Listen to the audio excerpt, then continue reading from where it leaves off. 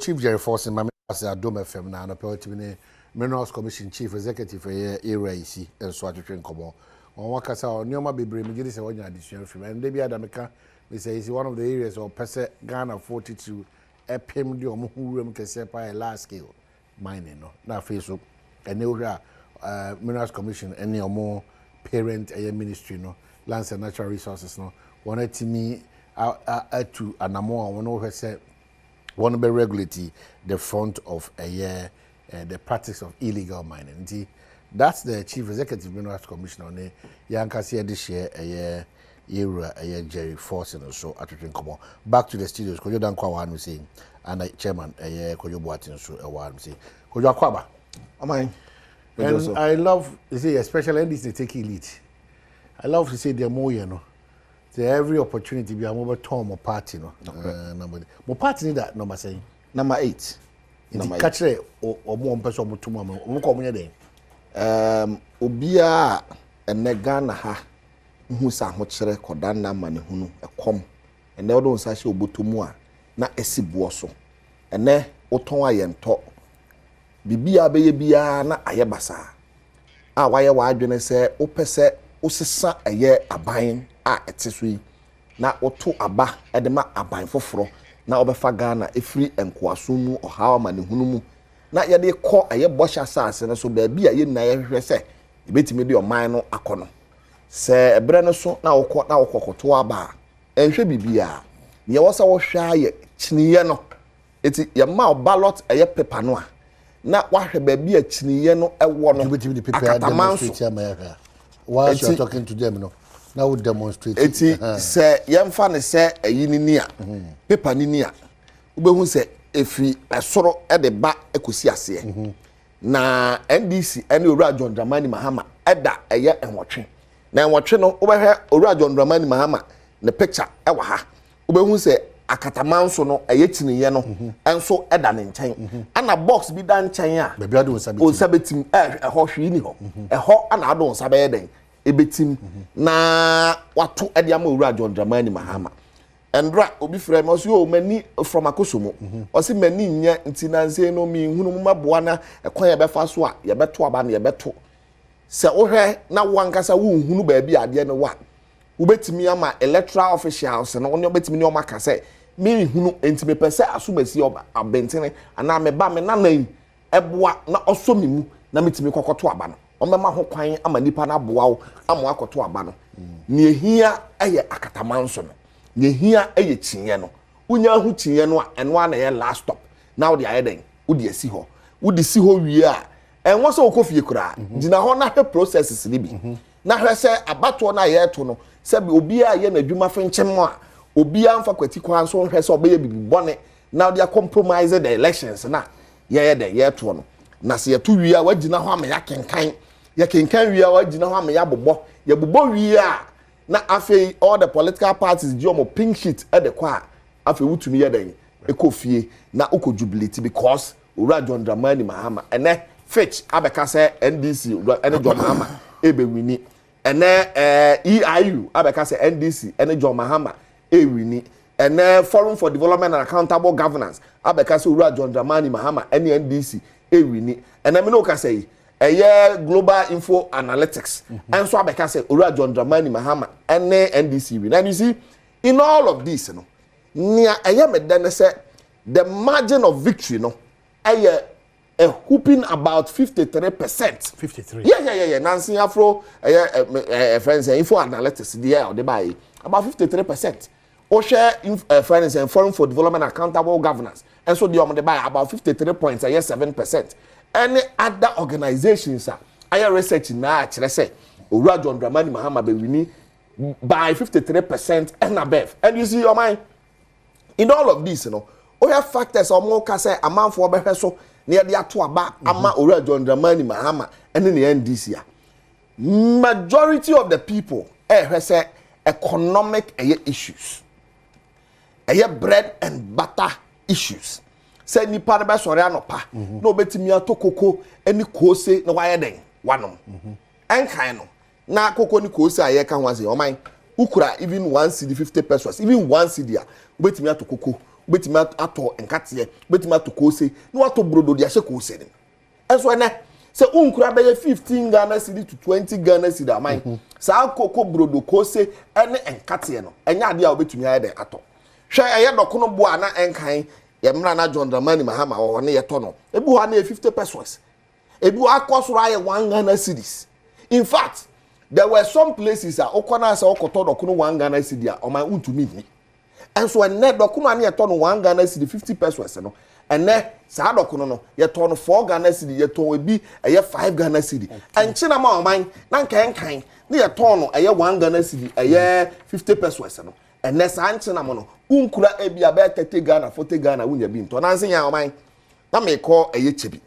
Na uduru apedwa na o mane se okochebi a kura edi kan ye friend amanfrom se unim ho wo mo wo toba bi wo de ofa sa akwanhwe bi a obehu sa toba no a eno no eye aponche enkrakra ene akrante ana mo ye no mostly na wo mu aya mo achenchenam de aye den e de asi ho na eduru onam so me nanse no mare meet na nti me pe enchenam no omo ma me bi oman unim enchenam na bo omo kire me 70 Ghana cedis enchenam yes enchenam me na me catch na fe awosia go say na enchenam so 70 Ghana cedi na aha so for de anka ye wura na nado ye naya nana ye naya ne nete ya because aha na akache bi ho na da na ne krom de enchenam o se hwe na nado se Ghana no ye ne krom ni o ka se wa yi afiri eye o se ni mu ana on ka sa ye ni na no man no how ne ma ne hunu ne na mu it is all ton enchenam 70 Ghana cedi a kama no tum na ye den na to endrachi na me wo eye Friday no na me wo eye asempa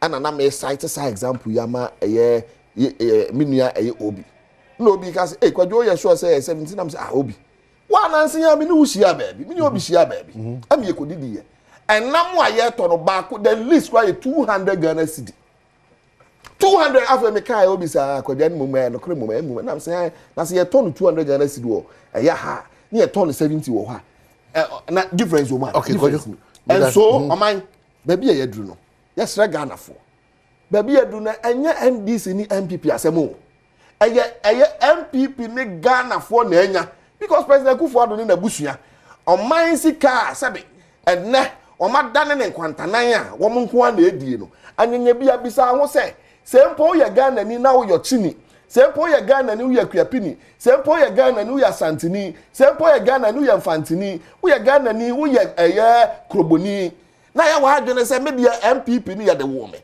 MPP ni ye di twami furuma enum na me papa nyini ye enum na me maami nyini ye no ne ye de awo me enu nti media MPP na me koto abama no a kai hunu se anhwe bi wa anhwe ni ya da chianchirima ebeba be bisa se adenti na wadi abro na wa hayen sei ebi se MPP for ba no sabi o sika o mo che ene sabi o eye sika sabi o mu wia anyanya bia wanya bi edi ana sika o mo de hye mpase a made for wia $1 million ye hunu si ye wia no anyanya bia wanya bi ana sika a ehye politank moman unim se nansi ya minister ni fie adeja eto ho baabi ana adu omom dumja eso mo kodum no omukoduru ho no unim se Ghana ya omo tank yi na ensuo ni eto omukoduru no mu se o politank bi wo ho ye betumi ayusu nsuo ni bi ye ko bi e politank ne so aman dollars nko a na gu politank ni minister fie e wo Ghana minister fie o jeje mi amebodi yo o jeje mi amebodi ni minister no Flagstaff House first administration no Flagstaff House and then ofri sem do mantem o ya amebodi ni yo body I'm challenging you David and quite only dim bi abo nti ye eti o man baby ya dru no krono ene se ye fu o man adwapade a e koso no sabe ye wutu mu no unya bi ni ye wutu mu no sabe ye mfa 1 cedi eye 50 pesos e mrew ye wutu mu no ene kasa kese a ye nuanom to Land Cruisers ene one Land Cruiser o man se unkura ba ye 30 billion utimi to one Land Cruiser eso ye nuanom to wa Land Cruisers wo mudam every now and then okay mesa ba so bi me da se kojoda nkwa de kojoro efie mpacho so ye NDC na kai de onire efie men ko NDC yesero ko NDC krata na de ama wi a what team de wo pe no you know so ko for 1 2 3 4 5 6 7 akusi aseo whichever ndi wa wie no enkoye di si misrawo we di si na fi wasa e di abasi na pa your vote is your power when na wan kwase no kwase na se gia ogie breko to santina na se machine na wakose ne kwa ti esre obebre hye nso se obema sa de wietimi about see this eye krata na very important do na akọ no mind see so see na fi why na akọ baby kama ti ye be no ye de onyina amfo nyini beba na ya kire how a obesi aye no kama ewa ede amount nti mekao so say endpoint a homeopathic clinic say omo ye free prostate scanning and a free female fertility scanning miamia ne wo Accra Sprinters only Shell signboard and a hwe ni mu Kumase Chronom Abohia on ben and I say one wo Angel Educational Complex achieve Takrade Energy Estate Temaso Community 22 Tachiman Hensa and Abehomo Esiama so enzima ehona wono frɛ wɔn wɔ 0244867068 and 0274234321 na watimi na wɔn kasa chama kojo boaten chama kwaba mira bijo so na who watch it no crepa and who watch it yeah you're always looking good and so me show be na just TV yeah nyametiase no I exhibit confidence and your idea nyametiase and I love the t-shirt I also share but even though mushe free NDC for is not there's nothing wrong with that but I just love it okay say is from her afi and say okay so omo di can start so mo shebi no afi omo di monim kan wo TV ni radio so I will see FM all right okay and I mean you actually but okay say is from her ade we ya anything that mean to Obekai from 2016 me a penny na nakomia o na ni betena ha no I show for that for munim da so be just matu ma me apeni pa so Obeka say that time no buy no mudi kan dey and dey ade mean you actually wo ba fi we dey and dem na me you actually monim kan afi dey Obeka say wo no mo betena ha se na ehu and dem mean you actually na wo ho but wo ho no nya yeah kwabna Dr. Baumia chia o person no di nko eno say dey no na say afi ba bia ye du say enkomo aye dia Baumia nkomo odi fo nyina ma mi chia wa hwefo me ba ha check aka na mi chia wa tie fo so kojo ibi to na wase ni bi say so to wa convince na just say enkomo a odi wa ha de be shemo ho no odi ba mi convince o dem wa kasa bebre o man aye din ahwo o gwa mi chia kakra bi America ahwekra be sa tie e dia mo ho no so eti o man owura ba mi aso chia be jide so chia no ahwefo nyina so na I'm happy say wa confirm one no pay so say abri nyina ye ne Ghana fo be din komo na and then a pro bar obo ba bi o free bar na ndra na de nam dam bai a o de ko na sanko ukrom ho bi oh I see sanko akọ sanko to aso eno mu din komo nyame adom campaign nu da bia say na me ba me ka cho say ye de underdogs so o dia say ye underdogs but ene Ghana fo nyina hu pepani anamon a sabi nanka bibi eya kata anamon anana akufo ado ene owura ba omietu o Ghana ha oman metimi akatro in authority say sa ankomo we miwura na pokodi bi ebia ba bi okofa free ekobodin ena anye etiefo de but metimi akatro in authority say na akufo ado aban aya dwuma chen aban bia betwam wo man mu ha I tell you for the fact and you see you betimi agisa chinye ni nyina you betimi adi sankomo ni nyina because say over na say ye kan na ye catch say edi enti na catch say me justify o my metimi akirechire mu to the extent say wahwefo nyina beti ase say ampa chairman enso onye ho na nkomo ni free ba but Ghana fo nkasa ni tua o ti ase for free sports o for free the economy na ye di hu nkomo yi o my and no catch for we are ba bia they can tell say Ghana economy is one of the resilient ones and na ye witness yan kan say ye ho toyin but aman bebiri wo ho no mu a de ye hu no enye bi na omu hu owura Baumia ene owura nanado anamo a Ghana omudi yakodum pempenso a ba bia ye free ba ene ba bia sabe ombeji tumi in the 2016 ene obi tumi sorry di hu komo e ka chen say or you coming back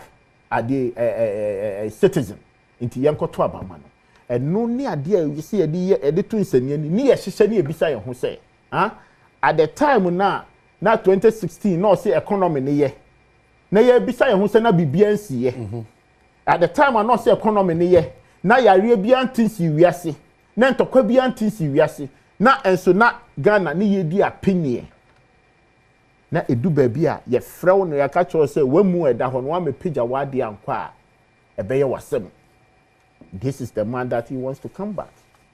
Edu ba bia ono ananum ton o kan plane or say ade no agye ne nsem intinu a teacher for katua Ghana for adwuma ise me pema mo and no bia hye me kete say adwuma no entumi maso ena IMF ayedi hu komoyi ebi to no e dey no ka che Ghana for o say IMF for so mo ane mfa adwuma but na yen IMF for hye kete isu adwuma na kufuado ene na ban mintimi country okra. We have more than 2.5 million employees in this country, cut across the sectors. It takes the brain and a dynamic leader. No, I catch us as a crisis war hard more, and the more you to me to edigi to me. And then Osha t-shirt here semi, and the atadi semi ya. Nim therefore nyamia osi ne hene no. Ono no de na famua be si baby akudu. Inti sa nkomo a ufdi free ase e bisa se ye ko pilot no so a ye hwe ne sen sen na obehwe no emra ye free ase onim emra electoral commission ye bibi time no mo be selected this ballot papers. Initially I disagree with them, but they said that is the process. Did they kind of say ansana a ballot papers na ye be yi no me maintain impune in some that, but just say FIFA na dey buy na no mo ye bi. Say ballot paper na ye be yin, ye be the first one na ye be no number obe yi no sa number no na de be san ko select to second one opposition ana me boa so sa no ye na anyway na ni pa hwe na ni hwe but nya make kachiro say wo any kan before afi wo ana mani da wo so memma wiase nyina hu say listen abrabo na din e wiase din pini aba nipa di apenie ye kasa ye ho kire yen enso abiri nyina meyi mi kan before because ono no betumi agye wo afiri wo akọ umrepa mu intinu ye to first one na pe and ye fa number 1 utie all the debate in the table la that NDC representation they do baby crowd there and come on with nam every day I am accuse electoral commission or how some accuse you e bo aka tell me say me boa owura omane boama ejina okasa ade no kra no there is a clear identification on the paper 89 people for hu ye no mo file electoral commission say we enya no na conclusion number wafa no wafa ye beto biem oho any opposition ye free MPP so me fa no me san fa number 1 nipa papa party nyankopon party a Ghana for ye ready say ye do omo be dikan and okofa number 1 and then oko position na oko constituency bia ensesa enya ya anu die ni bi and no kan number 8 a obeko constituency na bia ne number ye be 5 4 3 2 number 1 number 1 ben confuse you viewers no ye can John Dramani Mahama oh me say nya ya anu die ni bi John Mahama de oye number 8 oba me constituency bi say New Jabi North ni MP or da number he ye can John Dramani Mahama sam na on so da number 8 ni MP da he ejina baby o wono so nti uko na wan hu number 8 wo MPP e wo New Jabi North amen to aba o ya NDC ni na so ko New Jabi North na so wan hu number 8 e wo ho man to aba ma NDC candidate na o ho there be me become asem ade ona okay me can be there say ye number 1 aba no a ye na wada roma mo de TV atoso no okọ a oraba umia ye number 1 every MPP candidate or work constituency be answer ye number 1 oji aba na oho na wo so di wani hwe okay obi oda ho bia no ye number 1 o ye number 1 o cut across the whole Ghana oho na nyame ede ni tumi ene na hoodin ahye say Ghana ye can once you are educating uwie a chema wadaroma na all the source say e bia ebinim so mu de no So what else? Wako boy yanum di ntam se me kan wase. Waka yanum. Wan se waka yanum de. Na ya NDC. Men pepa. Yeah nipa wotwe. E de ya work bad to no so. Men pepa mo chira kwa misinform nkofo Mira. Because ka say obi o NDC nkoto number 8 parliamentary. Because parliamentary that's the point. Oh, that's the point. Oh, dia wa okoto aba no. Na 8 ni so amina me fa. Ntino o ka so mo nkoto ya. Ahwefo no who say titi o man. Papa betna how with this confidence tricksters, the old school psychology. Try to say all manner of things to let your view to be say BBS in Ghana. And so not to if atade ehye no. Hwe ne ho toton. And atade ehye no e de lane e na apam. Wo bi da wo ye wa wo bo ma baso e wo krom ha e te say dia wa said that kotena tela ama na said that me and we your friend press and now catch us say Ghana ho chire na these are some of the confidence tricksters and ba betena TV so any radio so and you komo ama ye hu say BBC ba ni na because the job application there be ayana mi tight you say Ghana unim say yesi ye be ko yenim yeah. Na anamo ayetu say day of politics say yanfa pepa any akoma pa anya adwuma ni e be ka kire ye ho say chairman Kwadwo Boatin and na oba ni t-shirt nti omu didi nti e say ye be dibi nti oba nyina na adwen ani say the job application edu ni so say onya adwuma ye NDC wi ni e say e ma na adwuma na enkyere say e yo mammu na oba ba ye den oba bebu but de be ko de bottom de omu de be chichi nti won nti ba bia ye du no say ya fa MPP ne ka NDC na say na obeka corruption asema na ki atenase na ki ebisa o say who is the master or the serpent of the corruption e wo krom ha obi antwo bra Adom and you see coming back except say na bia Ghana fo a e hwe yen e be decide say papa itu o ka bibi atumfutro agu Ghana fo ani because and then o kan do oh kontompo kese o say na ton chinam baako e wo 70 cities and I will be saying namko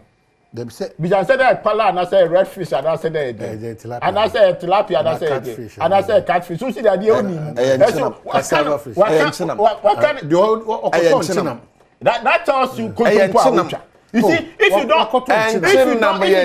you don't expose them, and chinam about no person church and chinam name ye gumu ahodo well me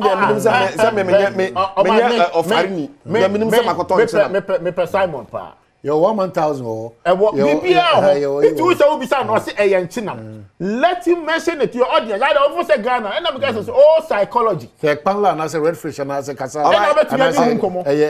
thank you but have we gotten to the stage say was here ton chinam 70 Ghana we haven't gotten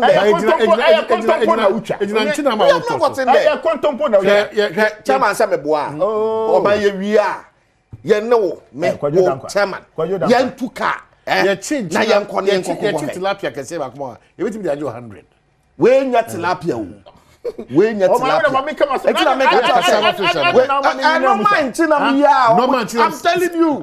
I'm telling you me say I am telling you the identity of that particular check on na this ni kasa na you see these are the things that one year from the one ayetiti wom say twa kontompo na nya no kore 70 Ghana cities oh master dede na we hey chairman you have to sympathize with Ghanaians so chairman what chairman can region chop by okoto me say oboa omoa o man what way you catch them say me describe wa me no me anu there is two different a category that we are sitting here.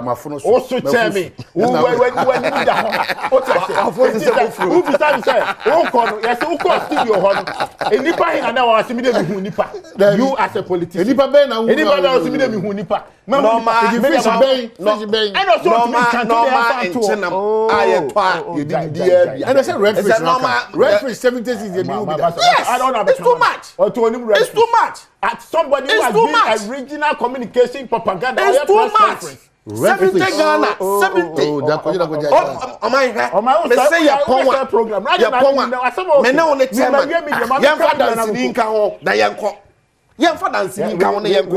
O de anya hwe ono. Ama ni am fa fu wo ho ka. Yem for dance ni ka won yem ko. I'm telling you. Mami come. Ama anya agudie o. Ama from. Omo mutie from Chebi ani ama from. Wo mo mfre no mo nkasa meboa. Kwaju. Okay, chairman, I don't know. Chairman, there's only the okay problem. One of our cotton in China. And China, no nim namco. See a man by 70. I don't know, Nasama. Send on say 70. Because that is an old school tricks. Huh? Obet my catcher say be cry 120. Then you're better have a catcher to say, I say, or no, oh, because number 200. Oh, now be so fraud. And then I walk on the one. Obi the so higher. That be Obi your higher. You see, Obi wa higher. And then I know. Mufre Obi, Vanen to Samboa. Mufre Obi, producers, Obi wa. Where the answer Yamaka Muse Wetiri. Obi program. Obi will Kromha. Obi was Sempa. I Mufre. What the Mufre Obi? Samboa. No, you're careful. It depends. Will be our trade. For instance, maybe trade Coco East Legon. Coco enum, betato Coco back enum. Now bring Catty Tintino, Asoso. Obi, now try 120. Obi, but fetch and take to Coco. Yo, only about 25 cities and I said 20. But on my near also be sound on the set. And I also be out no, but on my near also be sound on the set. It's about Islegon first. What kind of behavior? Chama wakasa who are you, do you think so? Baby are working. And grab me Islegon only so honam. Yeah. Me talk call. Yeah. Me talk call 3. Yeah. Huh? And cut here 5 cities. It was 20 cities. Okay, me talk 80. Oh no, you have to understand. I don't need to lie because one coconut will come to 5 cities so cut here 5 cities. Yeah. At your level. What you want to say? The whole size be so na wato. Yeah. And I'm a it is a water just I did behavior. You are being unfortunate. I don't like that. What I say? Oh, no, what side? Me say me talk. It was not even the 70. Oh, yeah. Anybody and control and I make say. You can be new what you knew. Yeah. But corner make come once. Yeah. But you tried 5 cities and I'm a boy. Correct. It was your problem. Now, who bet me the 20 cities have a catch or say 200 cities. That is the NDC for you. Okay. Let your audience to judge our presentation. Don't let them sit here and shout and go away. Where or no, so you're crashing me or so you're research. Me no number TV. I have a brain. They be alcohol can be also your research. O to your American French or American D. O to me, Adriania Okodi, you know. O to me, describe one number of or see my call me who or Chinam and one who Chinam. Now I sorry call. You my audience, you know. I don't want you to come in. What I'm trying to tell your audience is, you can't say Ghana, you toy. But sa contomponi na brabasema o ma ye ready say to me a o mo ba beji asay o man no and no ne ye ka che Ghana for say you have to be careful because the omode ba no we are going back. They have nothing new. And this is the worst, the man that you did not trust. Are we in the D2016? So obonyu corruption or number 1. On my 1 year agree ogunu school ogunu school fees I want to me and workers unemployment association no OOB. It's a dear for pa na also boss over to me diaba. And then or catch Ghana for so economic cost. Huh? Oh my mommy can be being so to can as got them so called Canada. You ever see ya kwaba see about better so my. Mati. No so na me no njet ni sa. Me me to so no be di. Ya kwaba ya ba. You ever try cobbles ya kwaba. RPP, Pastor Prince, that's my junior brother. Why so for when you're feeling was for the it's any cool RPP. Bibia be fine. Almost effing no. And Tibeka Pastor Prince on a Ghana jump to 4 kukudam pa ana AD a year influence here Adom RPP into Become or East Legon Hills na mon celebrate the goodness and the greatness of Jehovah. Yaba back to the studio so dynamic I say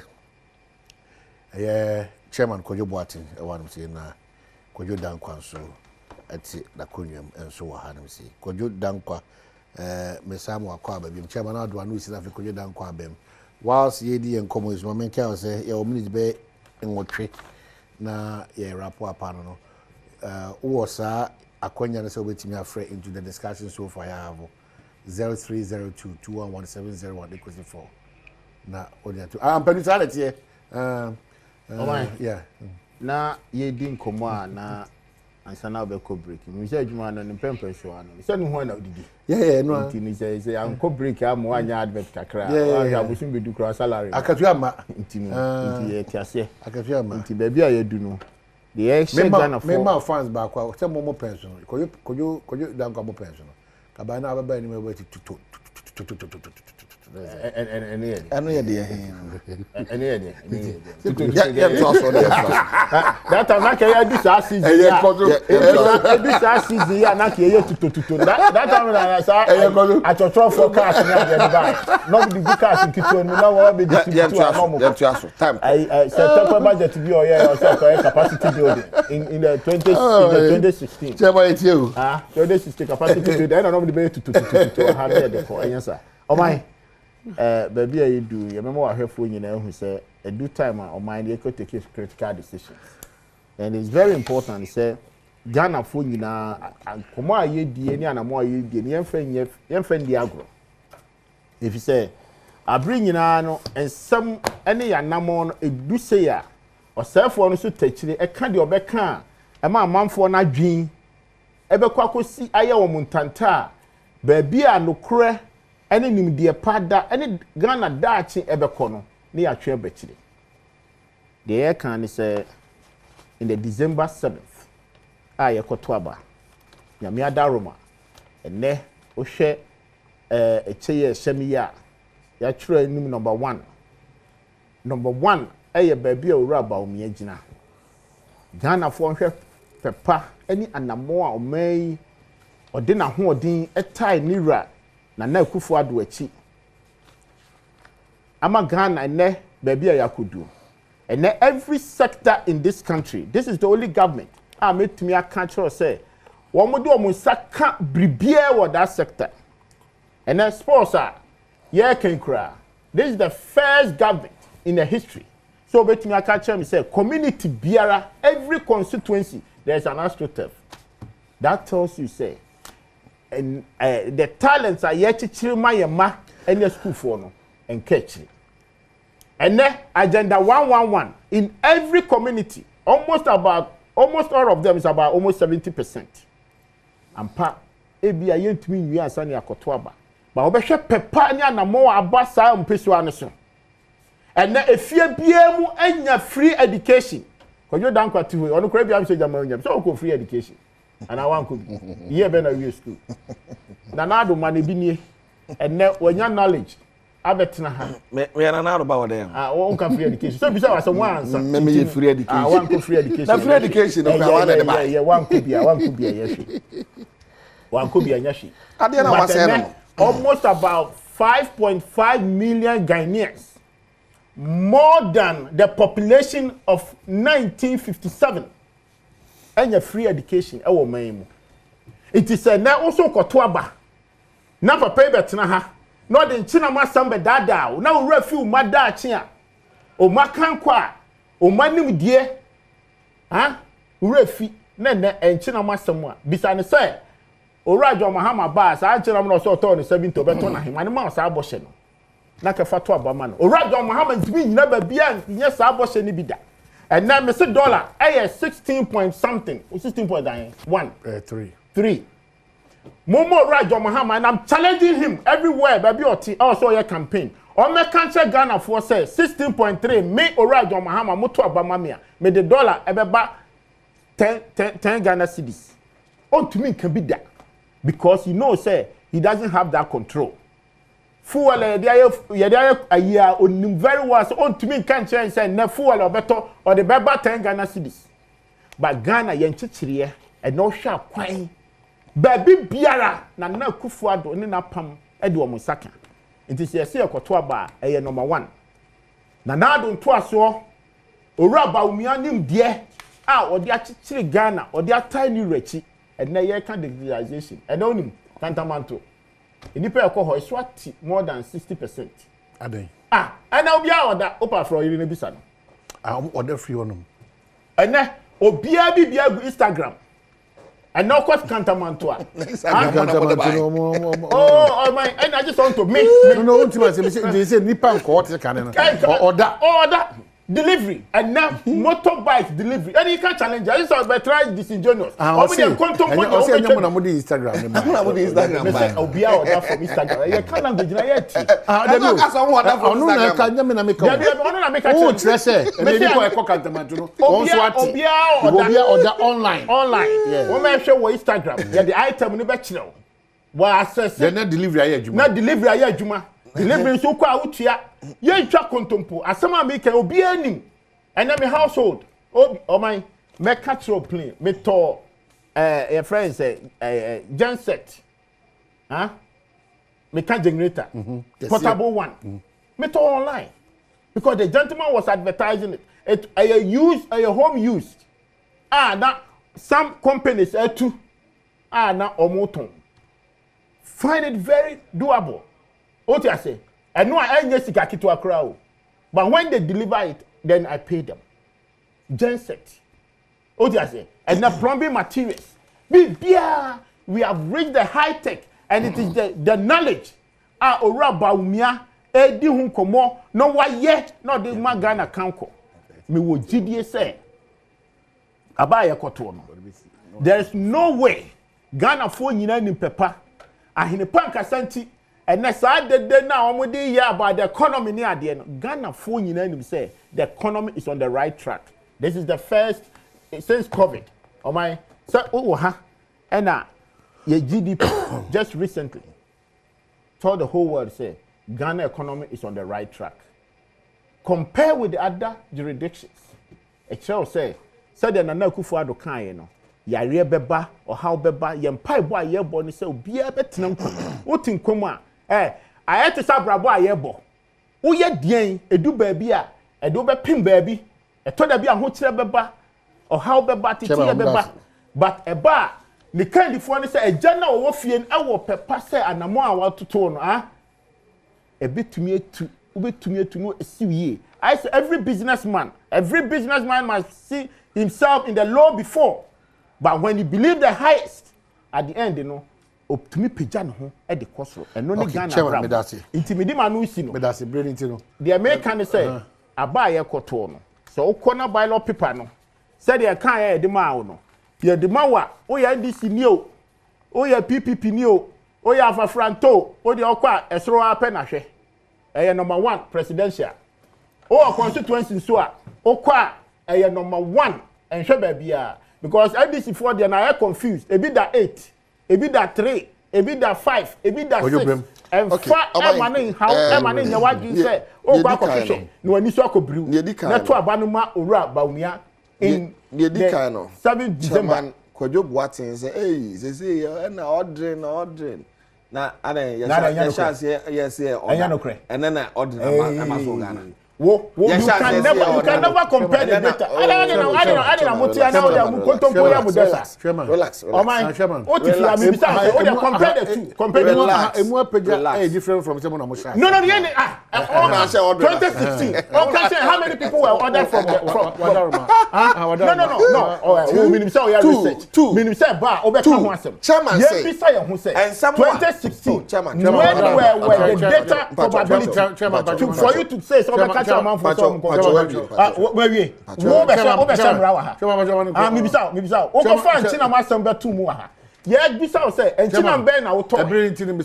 to now, the one went to establish my point. Or propaganda, went to me maybe I'll go free.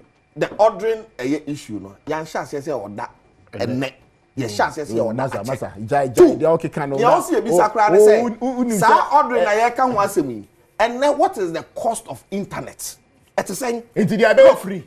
Oh, that who is it? No. Now who what is the cost? What is the cost of internet? And the internet war a chamene. A big man in the history of Ghana. And now compare with the and kind. na obeto ebi abosome na obeto 10 Ghana cedis and obeto be 70 Ghana cedis and san watimi nya internet dia ye ni nyina ya mama bone ne mo pay or chairman kaso contract aboko sinsan ye ne Ghana sika bi ya ko mu fie se akufo ado wa ya de sia ban bi abesi we on document we Professor Frimpong Boateng na you so say how did we get here Professor Frimpong Boateng no ye MPP minister President Akufo-Addo nefa ti asemo ka I'll get it to o say ti asemo ka o ka wa but tie ni pa na dia wa kan people you said ya dada for people you cry o say prominent and credible economists have predicted that considering the miserable and near hopelessness state of the national economy, it might take Ghana at least 30 years to witness a semblance of recovery. I'm not making it. I'm saying,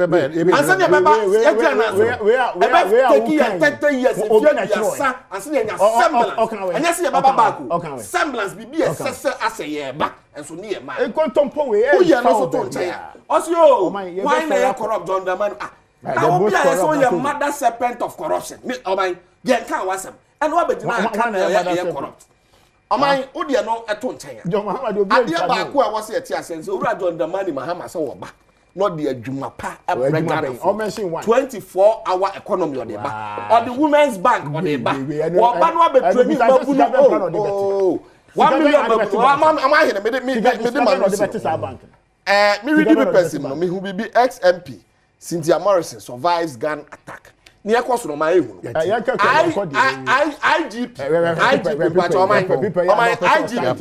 yes, no near cost no. And I never want to send your cost because in the police, headquarters. Thank you so much for your time. Ujame fa de kra ensi. Ya mabusuane party ni Ghana. Ya